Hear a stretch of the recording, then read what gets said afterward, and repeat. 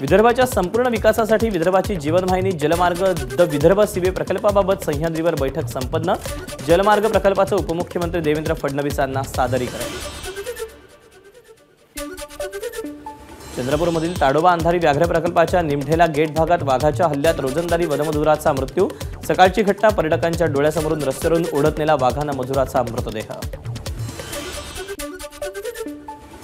समृद्धी महामार्गावर ट्रॅव्हलचा भीषण अपघात, अपघातात तिघांचा जागीच मृत्यू। चालकाला झोप लागून अपघात झाल्याची माहिती। दिल्लीत प्रजासत्ताक दिनानिमित्त सादर होणाऱ्या महाराष्ट्राच्या चित्ररथासाठी राबले यवतमाळ जिल्ह्यातील कलावंत। पाटणबोरी येथे यशवंत एनगुर्तीवार यांच्या स्टुडिओमध्ये साकारली चित्ररथातली शिल्प। नागपुरात किमान तापमानात मोठी घट, 8.7 अंश सेल्सिअस तापमानाची नोंद। विदर्भातील सर्वच जिल्ह्यातील किमान तापमानात घट।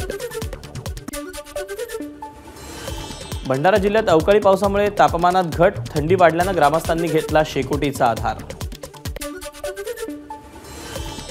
अकोला जिल्ह्यातील अकोट शहरातील अकोट अंजनगाव रस्त्यावर कापसाच्या जिनिंगला आग, मोठ्या प्रमाणात कापूस जळून खाक। शॉर्ट सर्किटमुळे आग लागल्याचा अंदाज। आधारभूत धान खरेदी केंद्रावर धान विक्री केलेल्या शेतकऱ्यांनाच बोनसचा लाभ मिळणार, मंत्री धर्मराव बाबा आत्राम यांची माहिती। गोंदियामध्ये 3 प्राथमिक आरोग्य केंद्रांचं मंत्री धर्मराव बाबा आत्राम यांच्या हस्ते लोकार्पण। बहुप्रतीक्षित चिखली प्राथमिक आरोग्य केंद्राचंही लोकार्पण।